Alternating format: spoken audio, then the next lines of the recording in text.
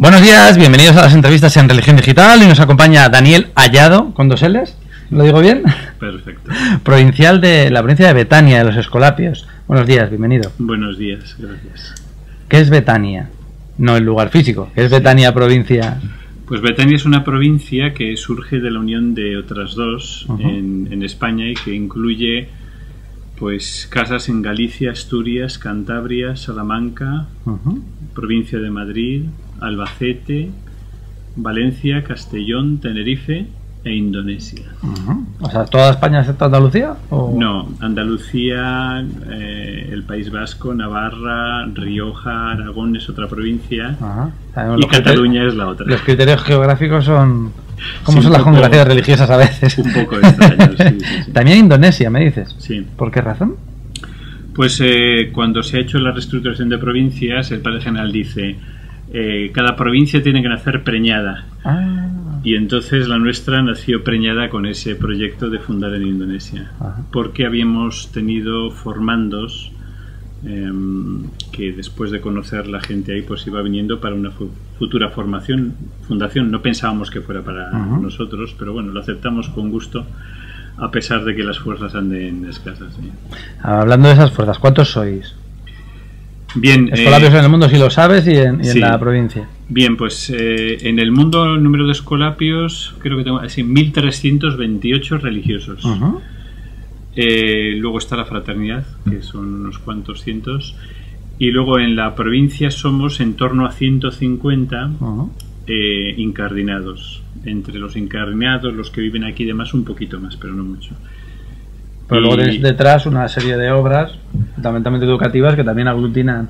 No sé si tenéis al estilo salesianos algo así como familias de escolapios o familias afines, grupos. Una fraternidad. Tenemos la fraternidad de las escuelas pías. En nuestra provincia, pues ahora mismo el número de memoria, pero en torno a 80 y tantas personas. La mayoría laicos, también religiosos entran en la fraternidad.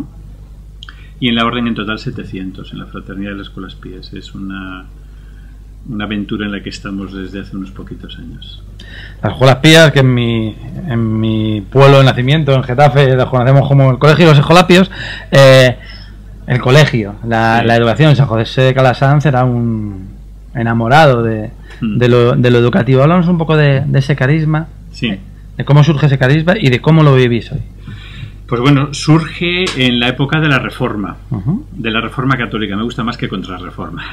Surge en la época de la Reforma, Calasanz es un apasionado de la Reforma, ve una sociedad y una iglesia que tienen que cambiar y se compromete desde el principio. Al llegar a Roma se encuentra con que los niños están todavía peor de como estaban en España, porque en aquella época España era un poco el Estados Unidos del momento.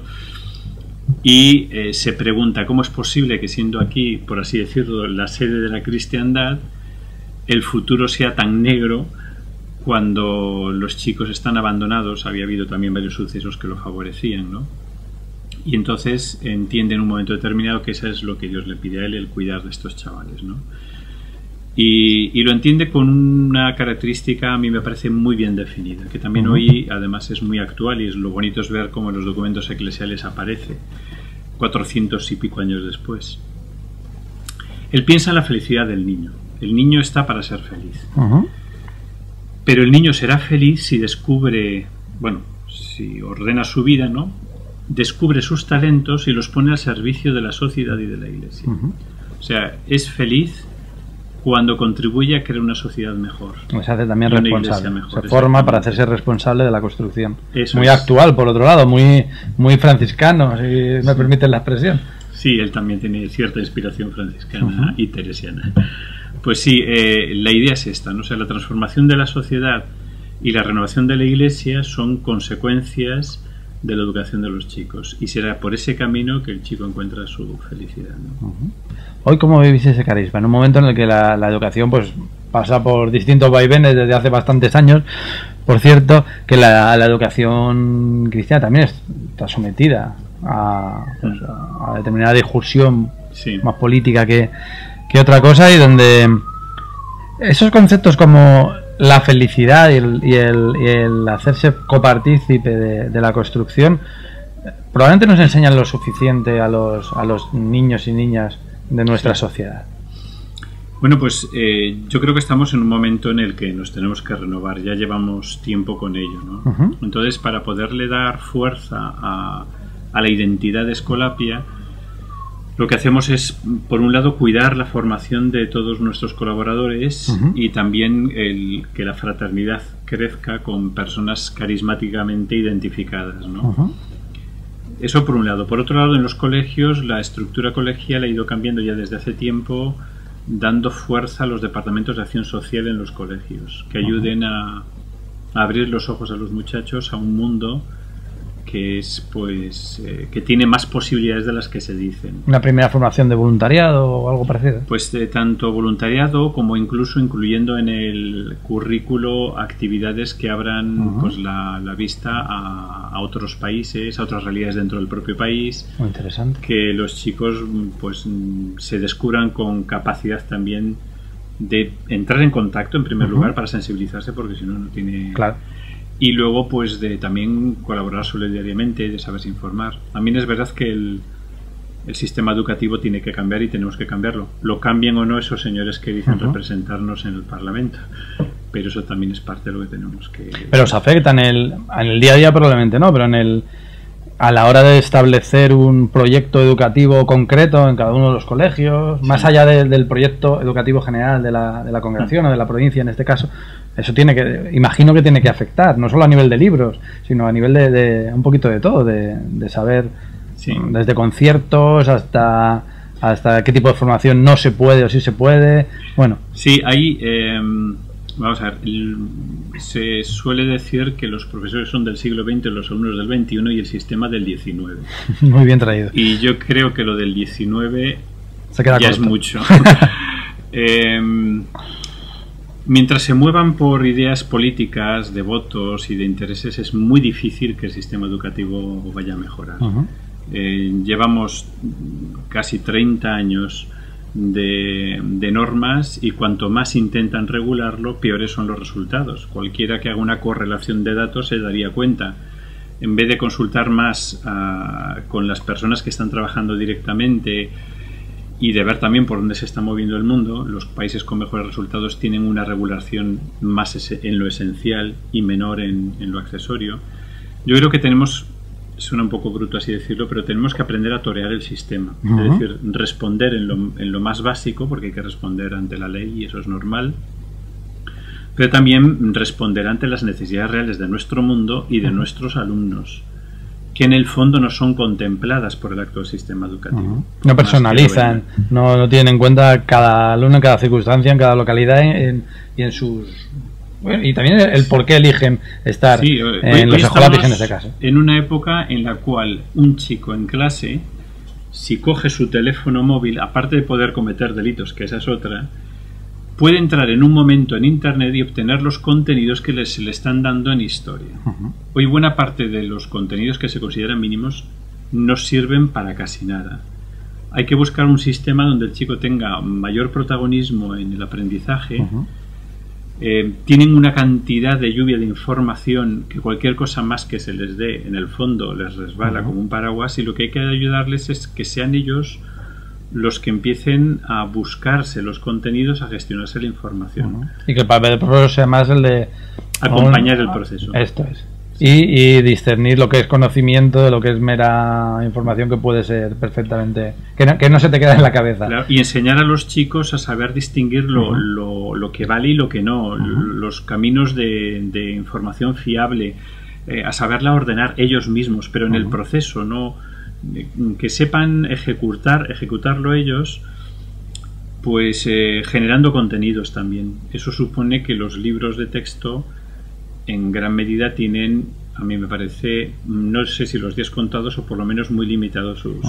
Al menos como libros en papel que no se pueden modificar a lo largo del mismo día si tienes otras necesidades. Estamos hablando más de una educación a través de tablets, a través de herramientas educativas que puedan modificarse, que puedan introducir variantes en probablemente el camino que aquí tenemos para favorecerlo, porque tampoco las nuevas tecnologías nos dan la respuesta, pero sí pueden ser una herramienta muy buena, sea este, porque lo que no vamos a hacer es un cambio social para ser como Finlandia. Eso está claro que ni en 2 generaciones lo conseguiríamos. Entonces, el camino puede ser este y aprovechar esa ocasión. Por otra parte, es fundamental el cuidado de las relaciones en el colegio y en el aula, porque eso también genera una alternativa a la sociedad. Sí, son los primeros modelos de convivencia, aparte del familiar, que tienen los chicos y las chicas. Exactamente, sí. Y eso es una clave importante que nuestros alumnos sí descubren. Así como otras cosas cuestan más, esa sí la ven. Me gusta y me preocupa cuando has hablado, Daniel, de felicidad, por vuestra experiencia, los chicos, las chicas españolas, bueno, al menos la experiencia que vosotros tenéis, ¿tienen esta experiencia de felicidad? ¿Son felices? Vamos a ver. Te hago preguntas fáciles, como comprobarás. Sí. Bien, yo distinguiría. Las estadísticas dicen que sí, que somos un país muy feliz. También somos un país que se tira piedras a su propio tejado y nos encanta ponernos verdes, lo cual es un poco curioso, ¿no? Nosotros trabajamos una experiencia con los chicos de tercero o cuarto secundaria en adelante que llamamos retiros, que es un tiempo de encuentro entre ellos, de profundizar en el propio conocimiento, y entonces ahí les presentamos también pues tanto la dimensión religiosa como sobre todo todas las demás dimensiones relacionales, todas, ¿no? Con Dios, con los demás compañeros, con los amigos, incluso de cara a las relaciones de pareja y la familia, ¿no? Pero primero partimos del propio encuentro consigo mismos, en lo que es difícil de aceptar y en sus potencialidades, ¿no? La experiencia de estos encuentros, de estos retiros, está siendo muy rica, porque les permite a los chavales entrar en algo que no se cuida normalmente, ¿no? Y lo que estamos viendo es que la gente que ha ido pasando por esta experiencia en general son los que van adquiriendo mayor solidez. También a la hora de afrontar pues, el resto de sus relaciones y la vida, ¿no? Tenemos que potenciarlo más porque es un instrumento a medias todavía, ¿no? Y ahí sí que vemos un poco cuál es la realidad de muchos de los chavales. O sea, lo habitual en las relaciones suele ser pues el nivel más superficial. Son capaces la mayoría de dar pasos importantes, pero ahí también te encuentras muchos chicos y ahí no puedes forzar la máquina porque cada uno tiene que entrar donde pues la misma superficialidad de sus relaciones en muchos les genera heridas, pero también tienen heridas por situaciones muy dramáticas que ni han afrontado ni tienen con quién afrontar, ¿no? Yo creo que el camino de la felicidad tiene que ver también con el camino de la profundidad, con ser capaces de afrontar las sombras que uno tiene, pero descubrir, porque si no se afrontan las primeras, las luces no aparecen. Descubrirlas también y desde ahí poder hacer su propio proyecto, ¿no? Y siempre en relación con los demás, no solo con uno mismo. O sea, la autorreferencialidad que la sociedad tiende a favorecer no permite a la larga la felicidad. La vende, pero no la permite. Eso es lo que te quería preguntar, porque estamos hablando de la necesidad de esa relación con los demás, no solo con tus alumnos, sino con todo el entorno, y nos encontramos, probablemente, yo no soy un experto en esto, tú me dirás, ante no solo un modelo educativo, sino una sociedad donde hay tres patas para la educación y la formación de nuestros chavales, que no están conectadas, o que no están conectadas como debieran, que es la propia sociedad, la escuela y la familia. ¿Se ha notado ese cambio, para bien o para mal, en la relación con las familias? ¿Los padres ya no están tan involucrados? O si ya nos podemos hablar de la autoridad que pueden tener los docentes, o que los padres le pueden dar a los docentes comparado con la que al menos en otras épocas había. ¿Cómo se vive también esa pulsión? Yo creo que estamos también en un momento de cambio. O sea, los padres del 68, que diría alguno, a veces los del prohibido prohibir, los del chico siempre tienen la razón y demás, pues gracias a Dios van desapareciendo, ¿no? También desaparecieron en general los del aquí el chico solo tiene que obedecer a unos u otros y se acabó, ¿no? Aún así hay dificultades porque hay de todo, ¿no? Yo creo que nos ha favorecido, por ejemplo, un medio pues técnico que parece que no, pero que es las plataformas educativas que permiten una mayor comunicación e información a través de la red con las familias. Uno siempre puede decir, bueno, pero no todos entran, solo el 70%. Lo que habría que ver es cuántos entraban antes en contacto, aun llamando a las familias. ¿Cuántos son los convocados? Parece una cifra muy significativa. Claro, eso significa que ahora mismo el acceso es mucho mayor.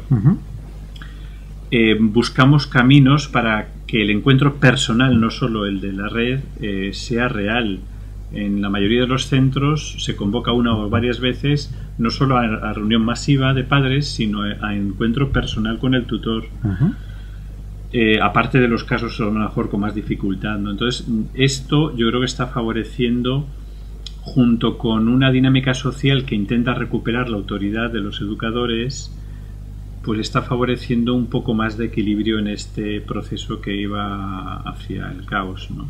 Sigue habiendo serios problemas, porque, como les digo yo a los profesores de 3 años, que es cuando entran al colegio, los niños a los 2 años, la mayoría pasan por esa etapa que Freud ubicaba por atrás y que es cuando el chico quiere ver un poco quién tiene la decisión, ¿no? Entonces, un niño que llega a 3 años y no ha escuchado en casa adecuadamente dicho el monosílabo no, es tremendo, o sea, la diferencia con los otros. Y muchos padres no saben esto. De hecho, queremos no solo favorecer la formación de padres, sino incluir en el currículo para los chicos un momento de formación para la paternidad. Que entiendan que ser padre no es fácil, pero que tampoco es tan complicado si uno tiene conciencia de cuáles son los desafíos y de que puede encontrar ayuda en su momento, ¿no? ¿Cómo os encontráis, cambiando radicalmente de tema, que nos estamos quedando sin tiempo, Daniel, cómo os encontráis los escolapios ante el nuevo pontificado? Bueno, ya no sé si llamarle nuevo, porque estamos casi con 2 años de Papa. ¿Cómo habéis afrontado, no sé si soy de mi opinión, de estos cambios en continuidad que gusta decir el Papa Francisco? ¿Cómo percibís esta nueva situación? Hombre, en primer lugar, subrayar ese cambio en continuidad. Cada Papa ha tenido su acento y sus cualidades muy valiosas, y yo creo que hacía falta que alguien subrayara que el Evangelio es, en primer lugar, buena noticia. Entonces, frente a una especie de neofariseísmo eclesial, con perdón de la expresión, donde parece que las normas era lo más importante, olvidando que lo nuestro es un anuncio de una persona y del reinado de Dios, que es mucho más vivo que las normas, que no dejan de ser orientativas y consecuencias, pues se agradece mucho. La Carta Evangelii Gaudium es todo un programa y un aire que hacía falta, ¿no? Yo creo que nos encontramos muy a gusto en este camino que el Papa va señalando, ¿no? Es verdad que algunas cosas habían sido al menos esbozadas también pues por Benedicto XVI, ¿no? Pero también el propio Papa Benedicto se daba cuenta que hacía falta pues quizá otra persona, porque él ya no estaba en muchas condiciones por salud y por otros motivos, ¿no? Entonces pues lo recibimos, yo creo que yo lo recibo con alegría y con esperanza. Esperando que en la Iglesia pues la comunión se entienda, porque es importante, y la comunión es sabernos escuchar, saber dialogar, saber acoger lo bueno del otro y crecer juntos, ¿no?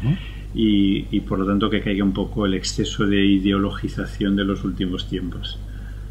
Pues Daniel, muchísimas gracias, bienvenido a Religión Digital, esperamos teneros más veces por aquí. Y me ha quedado muy claro determinadas cuestiones relativas al concepto de educación, y me gusta mucho la felicidad y la corresponsabilidad desde el principio, además, porque si la vida es un camino, estamos caminando desde que nacemos. No solo empezamos a caminar cuando cumplimos 18 años o cuando tenemos el primer puesto de trabajo, o cuando nos vamos de casa, o cuando nos casamos, sino el camino de la vida es un camino que hay que saber vivir e intentar ser feliz con él o ir caminando hacia la felicidad en todas sus etapas. Muchas gracias, Daniel. Muy bien, gracias a vosotros, y ya sabéis que ahí estamos los escolapios en lo que podamos. Estupendo. Al servicio de la sociedad y de la Iglesia. Muchísimas gracias, y a ustedes pues les esperamos en nuevas ediciones de las entrevistas en Religión Digital. Muy buenos días.